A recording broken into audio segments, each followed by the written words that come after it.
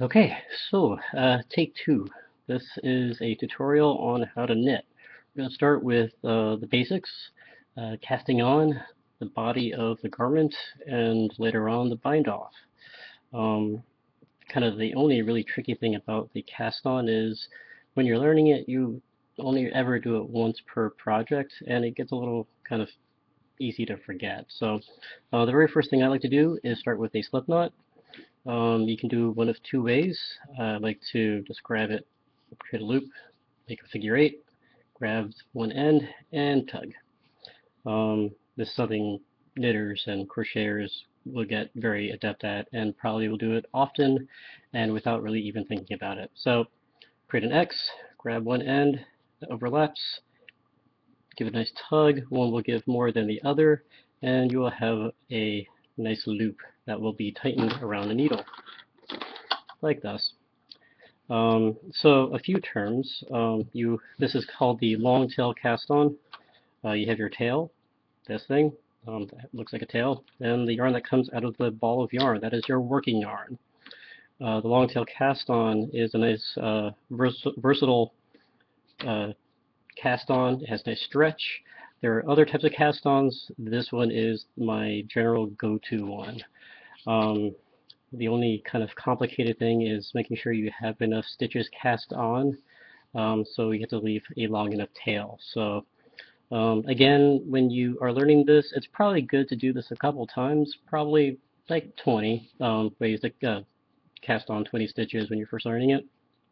So with the tail near you, I like to grab both ends, wedge my thumb and my index finger in between, with the this part being the working yarn. I like to create a little slingshot, and it looks kind of like that. Now, when you're working on it, the more you do it, obviously, the better you'll get at it. You're going to take your needle, thumb it through, over, under, and see that little loop between your thumb right here? It's going to pull it through, and your thumb is actually going to tighten it not so tight. The one really important thing is you never want to cast on to the point where you're effectively strangling your needles. So you want to give it enough go that it kind of glides. The tighter you are casting on, the more the first row will fight you. So you want to, again, go over and through, over and under, and through that loop that is looped around your thumb. And again, your thumb will tighten. And the really nice thing about this is you can do this without ever letting go of either yarn, and you'll get better at it as you do it.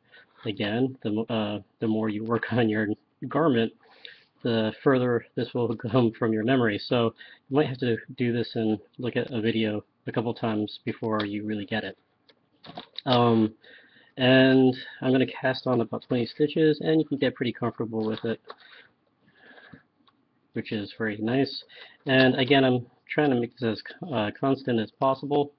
See here, it isn't, but uh, you'll see why this will matter down the road. If your stitches are too tight and some are too loose, it will affect how the body of your garment will look down the road, which you can fix in post-production. So a few more stitches. Okay, and down the road I'll talk about different types of needles. This is a circular needle. You can see the cable and the other needle attached to it. There is different needles for different projects. I use my circular needles for pretty much everything. You can do flat garments, you can work in the round. Later on, you can learn versatility with your circular needles and do magic loop, and all these things are wonderful. The reason why I like circular needles is if you lose one of your straight needles, you have a single and you can't really do anything with it aside from using it as a sharp weapon or pointy weapon. With circular needles, technically if you lose one, you've kind of lost the other. So um, I was going somewhere with that. All right, so at the end, hopefully you will have enough of a tail to get you through. And that is your cast on. Now, from this point on, this tail right here should be largely ignored. You can do a couple things with it down the road, but later on you're really just going to sew it in so it is not unsightly. And that is about it for now.